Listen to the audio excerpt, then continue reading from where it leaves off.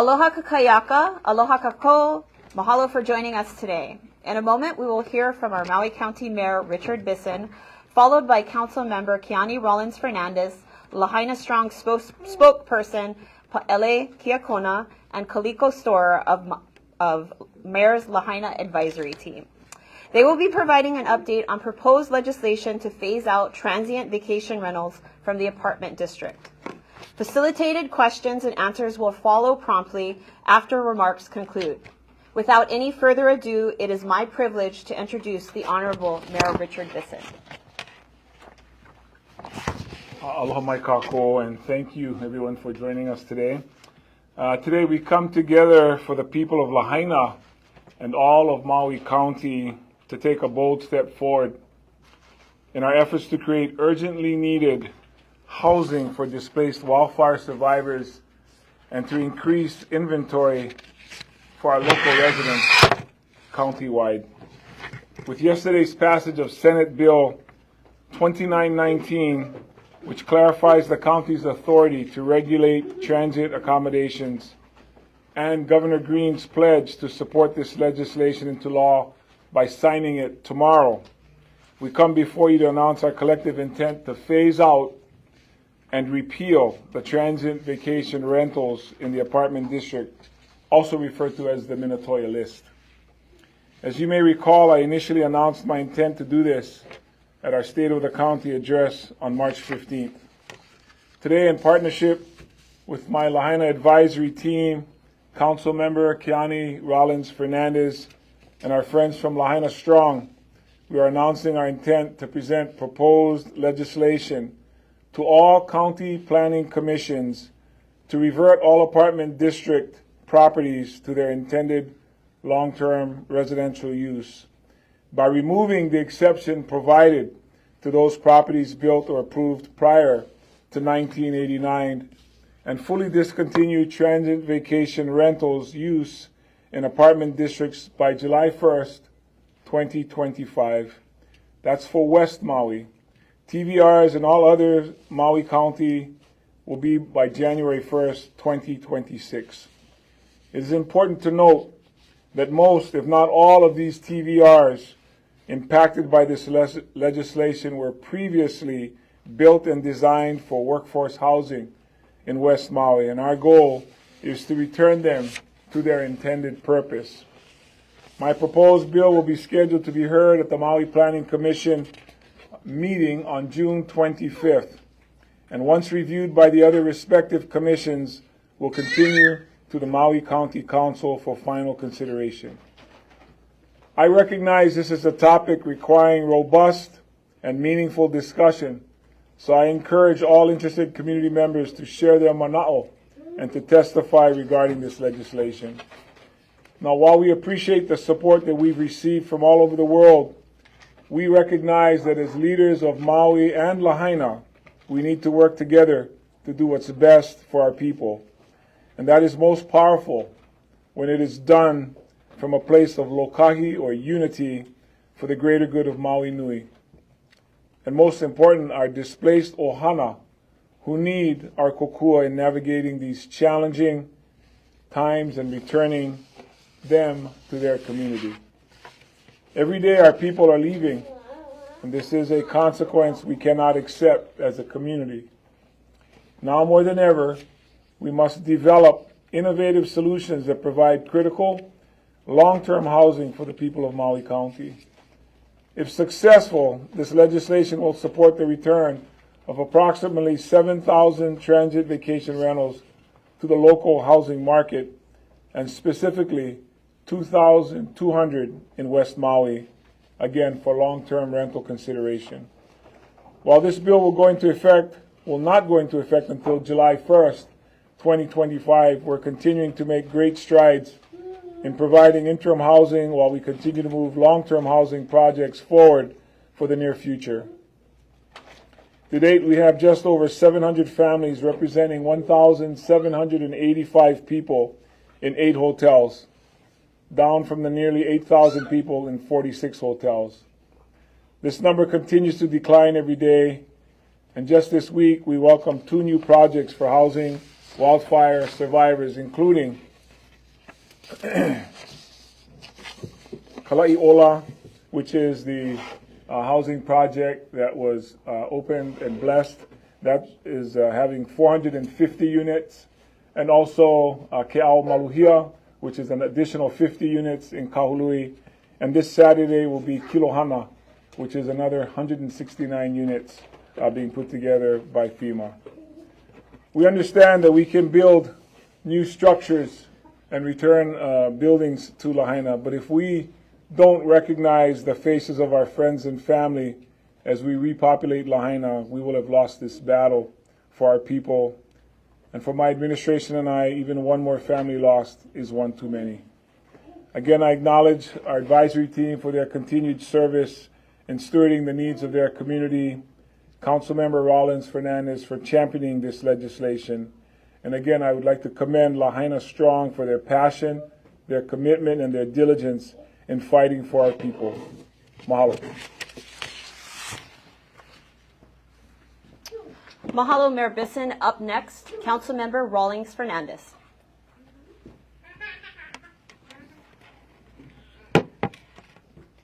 Our families are being uprooted and moving away every day. This bill sets out to accomplish the clear objective of prioritizing housing opportunities for our residents over the interests of offshore investors. Mahalo to Mayor Bissen and his administration for working with council members, Lahaina Strong, and the broader community to make immediate action to correct an injustice that commodifying our apartment units has had in the county since the 80s. In the 80s, offshore investors were buying up condos to capitalize on the vacation rental market here on Maui. This rapidly reduced housing inventory.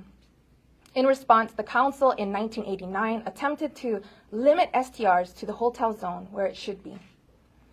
In 1991, that council clarified the restriction on short-term rentals for all properties built after 91 that were not zone hotel. The Deputy Corporation Counsel, Richard Minatoya, authored an opinion negating the 1991 ordinance, providing an exemption to units built before March 4th, 1991, allowing the owners to continue profiting off the units since that time. In 2015, Mayor Arakawa and the council passed a law that codified Mr. Minatoya's opinion that this bill today seeks to repeal. I share this moment with all those who came before us that worked hard to address this. Since being elected to council, Councilmember Tamara Polton and I have passed various legislation to better regulate short-term rentals.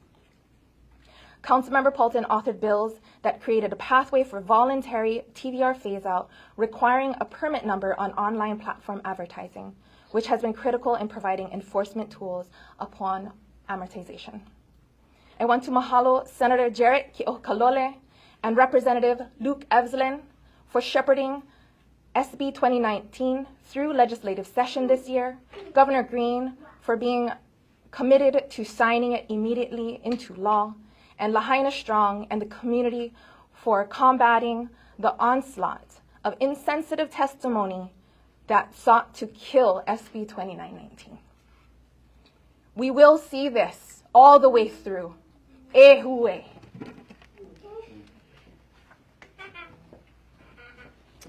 Mahalo, Councilmember Rawlings Fernandez. Up next, spokesperson Paele Kiakona.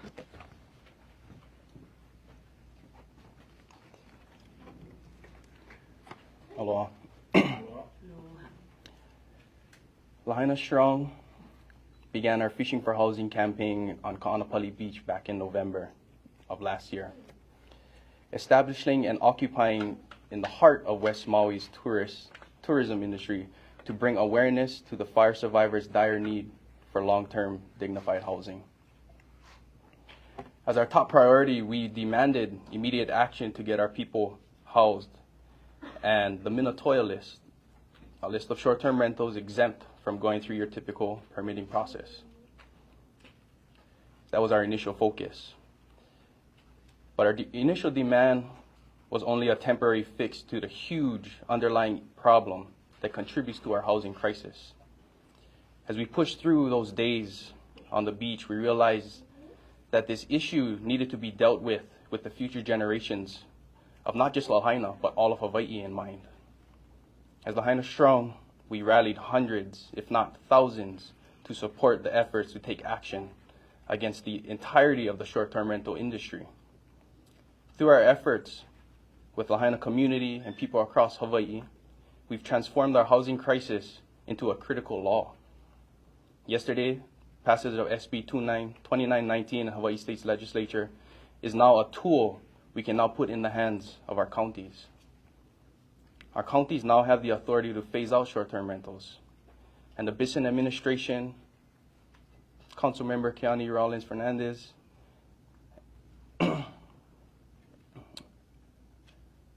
are today announcing a county-level legislation that would take our demands even further and remove this exemption indefinitely, permanently restoring housing for locals across Maui. In Lahaina alone, like Mayor Bissen said, so we have over 2,200 units on this list. These mostly off-island owners have benefited immensely from turning our apartment zone housing into investments, displacing working-class local families from our communities long before the fire. But today, in unity with the mayor's administration, the advisory committee, we take a huge step forward to restore dignity and hope to our families and bring our communities back together. We now call on the Maui Planning Commissions and the Maui County Council to immediately support this critical bill. This was the victory that Lahaina Strong was looking for. And as a result of the forward momentum, today, May 2nd, 175 days into our Lahaina Strong Fishing for Housing occupation and campaign, we'd like to officially announce that we will begin our process of deoccupying Ka'anapali Beach. And please rest assured, all of us growing up in Hawaii, we know that you always leave a space better than you found it. And that's what you can be, that's what can be expected of Lahaina Strong. Mahalo.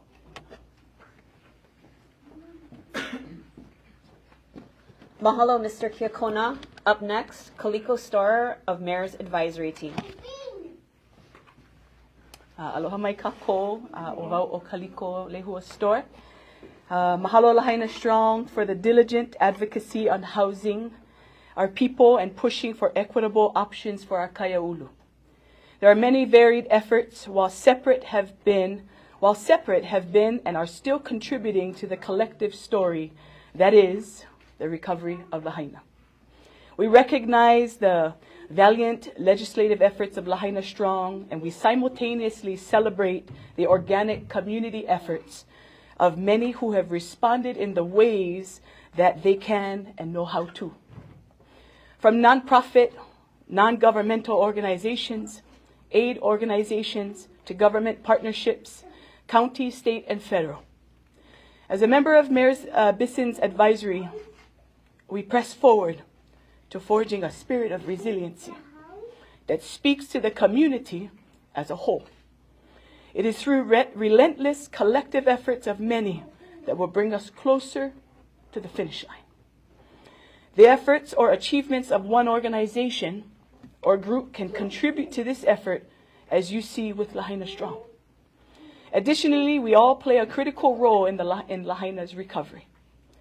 Whether you are called to bring a voice to a specific cause or find yourself in endless meetings of resiliency planning, we all play a part in the rebuild.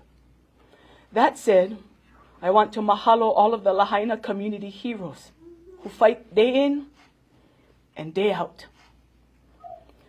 From the efforts of reforestation and the Aina therapy of Jeremy Delos Reyes, the boots on the ground efforts of Kimo Clark and the good work of Truth X, to the resiliency hub huis of Napili Noho, of Pohaku Park, of Honokowai Park, of Leali'i, of Kilauea Mauka.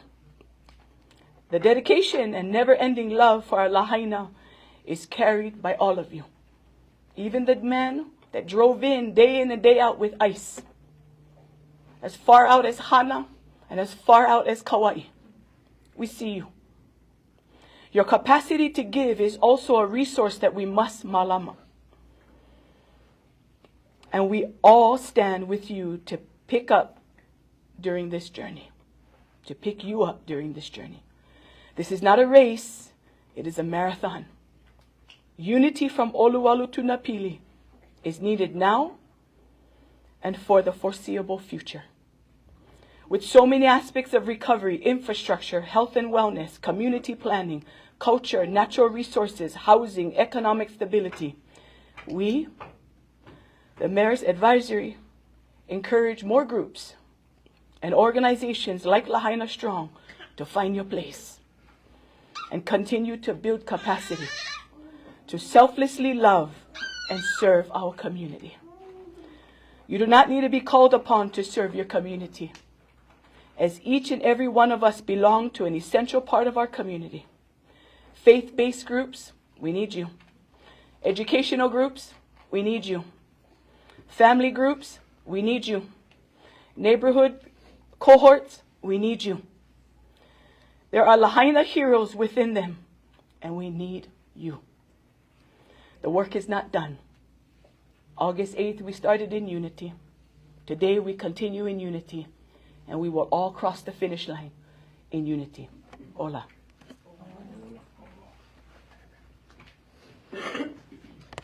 Mahalo, Mrs. Storr. Now I would like to welcome questions from the media. In the spirit of allowing everyone to ask a question, we kindly ask for your kukua in raising one question per media outlet. You are welcome to ask an additional question after the media outlets have all asked their first question. I'm going to start with our Maui-based reporters, which are all Maui-based reporters today. We'll go ahead and start with Cami.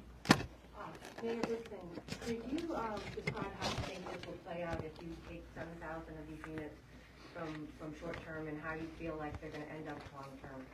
You know, some jobs will be lost, or housekeeping and things like that. So just kind of the general way you think it will play out. The question is, Mayor Bissen, in terms of the TVRs that we are looking to phase out, what kind of impact do you think that will have overall? You know, we understand that there's going to be a give and take. So the question is, what is most important? And our priority is housing our local residents, especially now. And so understanding there could be some economic fallout, there'll be a change in tax rates, right? A short-term rental is, I think, the second highest tax rates that people pay in our county. And of course, that helps our financial, picture. But these units will be transferred to another category, because everybody pays some sort of property tax. But I think the real way to look at this is, what is the benefit to us by doing this? And that is to keep our local community intact. So we understand that. And the way I think it's going to play out is people are going to either sell their units or they're going to convert them to long-term rentals, because those are going to be the only choices that they're given. Now, this is presuming that the county council, the commissions, do whatever they do, and we'll just have to accept their decisions. But this is what the administration is seeking through the help of all of our partners. Chivo. Yeah, I was going to ask basically a similar question, but I was just wondering about the pushback that everyone has felt about this kind of a move. And do you anticipate a lot of legal action from the mainland on these? Not that it matters, but... The question is, do we anticipate any pushback from any of the partners that are involved in the repercussions of this bill? So I think the short answer is yes. And that's why it hasn't been done all this time. That's why it's been sitting and sort of festering. It hasn't gotten better, and it's not going to get better. Now is our best opportunity because we need it now. But we probably needed it, as Paele mentioned, years ago. So, you don't always go into a situation because you think it's going to be easy. You go into a situation because you think it's right. So I think that's what we stand on. Of course, the courts will decide ultimately. But I think the way to look at it is, these were originally built for housing and became short-term rentals. So trying to return them to its original state, especially with our need now, I think is proper, it's appropriate. We wouldn't be doing it if we didn't think so. But it's not because we thought it was going to be easy. People are gonna take whatever position they take, and they're welcome to do that, right? So. I'm going to have Council Member Rollins Fernandez also do a follow-up to that question. Mahalo, Chivo, for that question. Absolutely. We expect hours of testimony, I'm sure, as we did with SB 2919. And consistently, the argument was about protecting their investment properties, their second, third, fourth, fifth home. When our residents have lost their only home. And so that's what we're weighing today. We're prioritizing our residents. What good are jobs if you don't have anywhere to live? Where are our workers supposed to live? They can't clean these condos, these STRs, the hotels, if they don't have somewhere to rest their head at night. And that's what we're doing. Mahalo. Thank you. Chelsea. July 1st, 2025 is over a year away. Just wondering why that date was picked. The question is July 1st of 2025, when the West Maui units would go into effect. Why is it's a year away? Why so long? What's the time frame? So I'm Kate Blystone, the planning director. So those dates were picked because it takes a little time to go through the process, right? So we've got to go to the planning commissions. We have to go to the Maui Planning Commission and the other two planning commissions, Lanai and Molokai as well. So that takes a little time, plus it has to also go through council. So those dates were picked as a result of the process that we have to go through. The July 1st date was to show that this is a priority area for us, that West Maui is critical, and getting housing freed up on West Maui is critical. So that longer duration is to allow more time for phase out. So essentially July 1st is the soonest that it can be done? Likely, yes. I mean, the process may go much quicker, but I've been through many processes and I haven't had a quick one yet, so. Yeah, I think part of it, if I can add to that, Chelsea, is we're asking that the law allow phase out. So we're giving people an opportunity to phase from a short term to a long term. And looking at case law, it ranges anywhere from 6 months to 2 years, to be fair to the owners that are converting.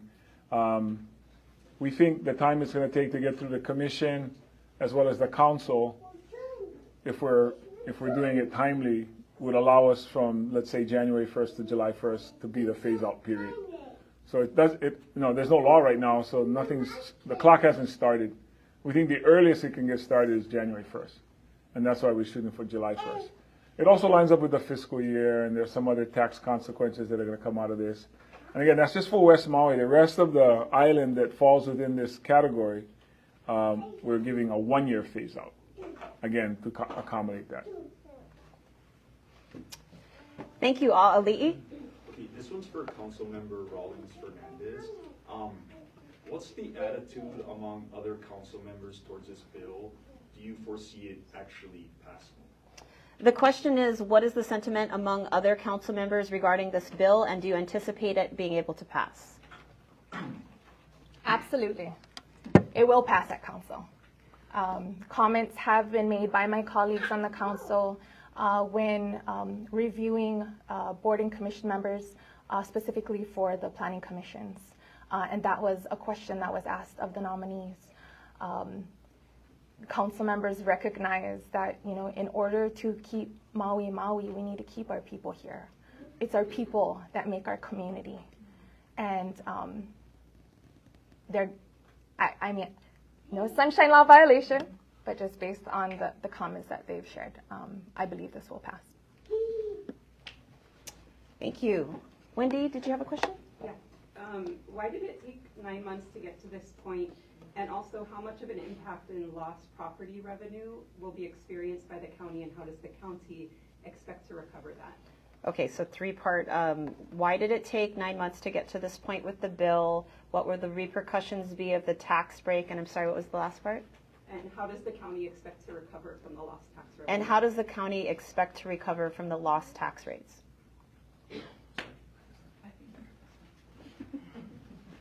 We probably should have invited Corporation Counsel to this, to sort of take on that question, Wendy. But what I will say is, I would look at it as, well, how did you get it just one day after the law passed by the legislature yesterday? We were waiting for that to happen as well, which allows the county a stronger argument to make, now that we can control that. And as soon as the governor signs the bill tomorrow, and it'll take effect as law. So actually, we're very, very timely on this, just one day after the law passed. We were projecting, as you already have been alluding to, oh great, Josiah may be able to help this one better. We anticipated a legal battle already, and we just added one stronger point to our case by having the legislature say that the county can regulate our short-term rentals. We also know, based on previous case law, cases that were challenged, that this puts us in a better legal position as well.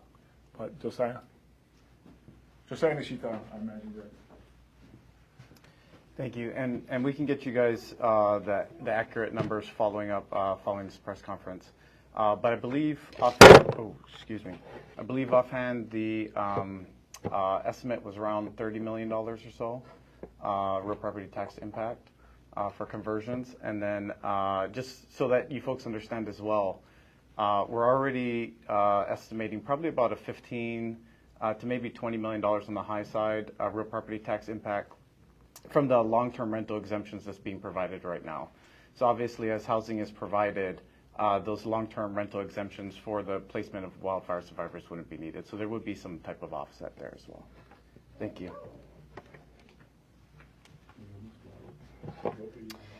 Next question.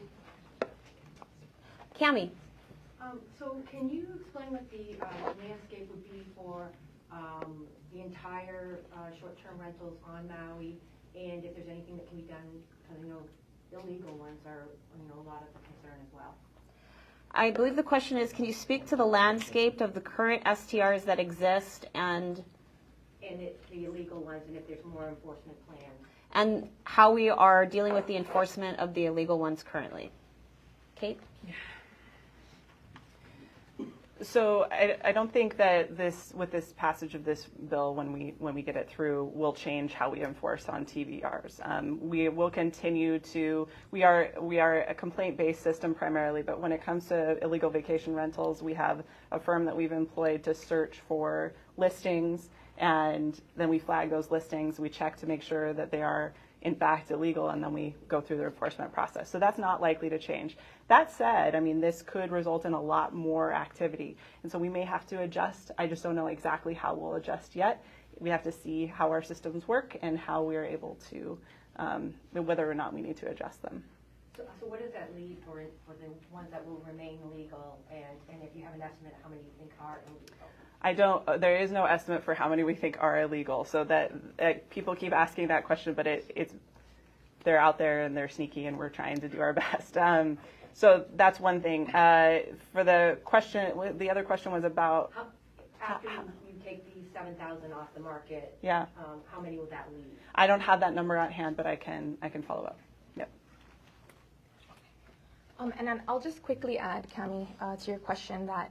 About 2 to 3 years ago, the planning department, Airbnb offered to partner with the planning department to help with enforcement, to ensure that the permit numbers, the properties that were being advertised were allowed to be on the platform.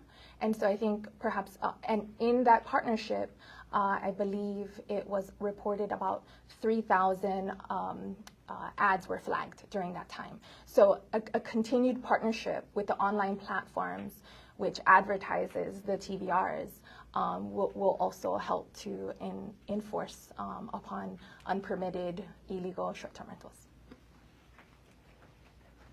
Thank you. Chivo.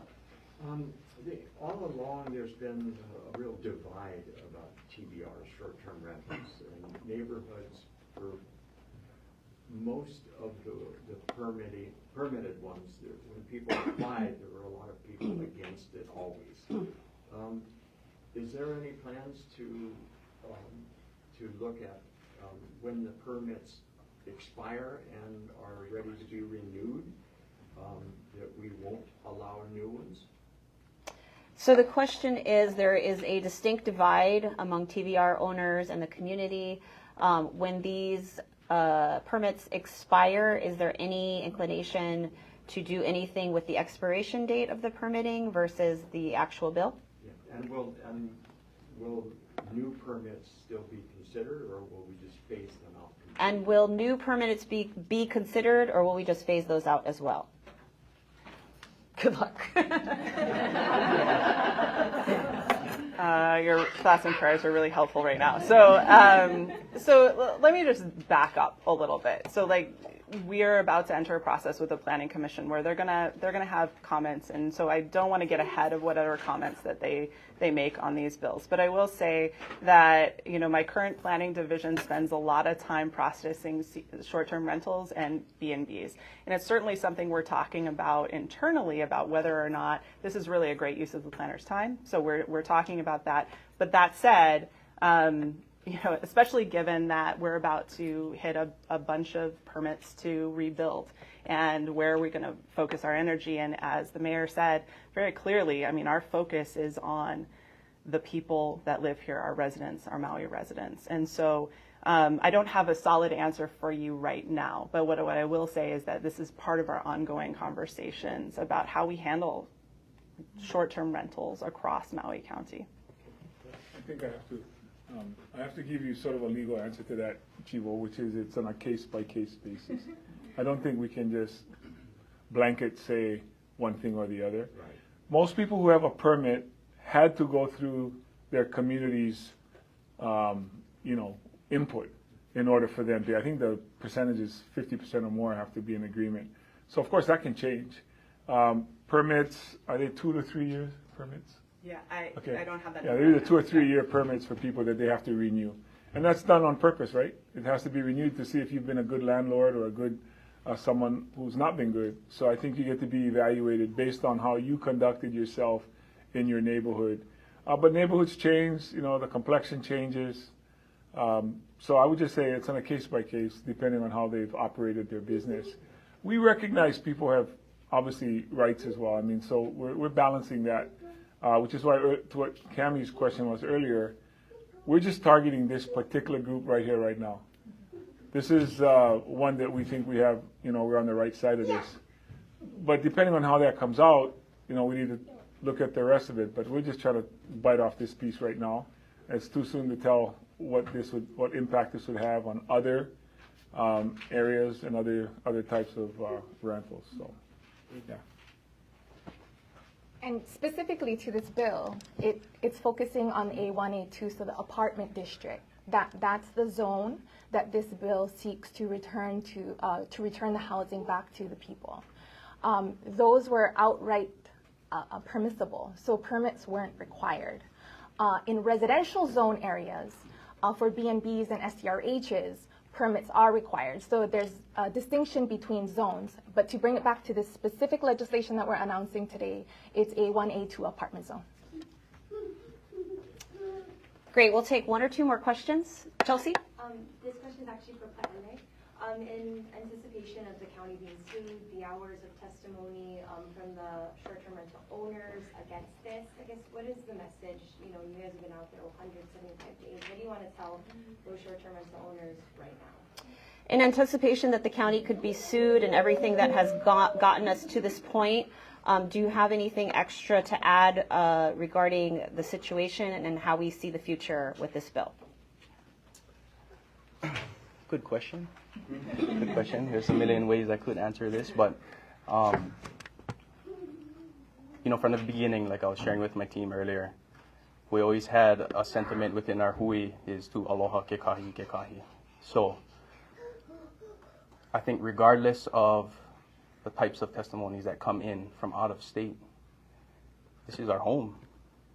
And I know all these people behind me and everybody across Hawaii are willing to combat anything that comes our way because we've been taken advantage of for way too long now. And let's not forget, there are beautiful places across the entire planet. But what makes Hawaii very different and special from the rest, and why people come here and want to stay here and feel like they're at home when they come here, is because of our people. So if we're not prioritizing our people first, regardless if they want to secure their TVR and their investment, they're actually damaging their own investment because they're also displacing our people, which bring the people here. So we're willing to back, any efforts in this situation, and we will rally people in favor of it because, again, this is our home, and we're willing to fight for it.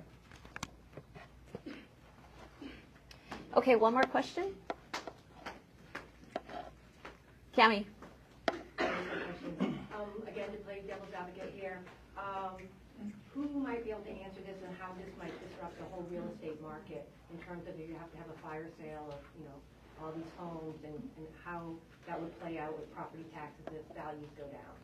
The question is, can you comment on the impact of how this bill will affect the real estate market throughout Maui County? I probably wouldn't have described it as the way you said, the kind of sale this is, but yeah, that's part of the impact.